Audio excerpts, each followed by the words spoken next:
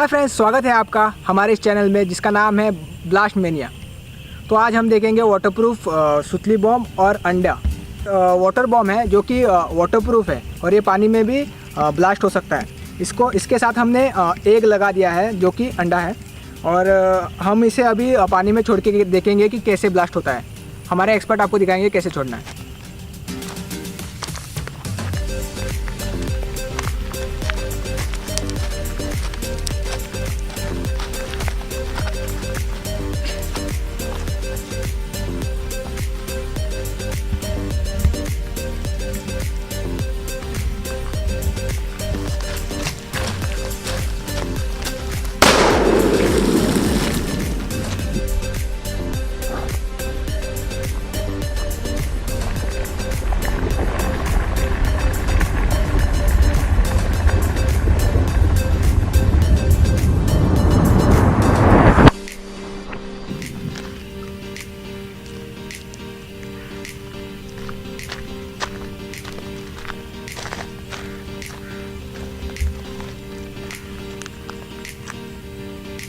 तो फ्रेंड्स, आप देख सकते हैं मेरे पीछे धुआं।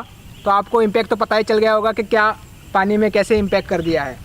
तो ऐसे रोमांचक वीडियोस देखने के लिए हमारे चैनल को सब्सक्राइब करना ना भूलिएगा और शेयर भी कीजिएगा। थैंक यू दोस्तों।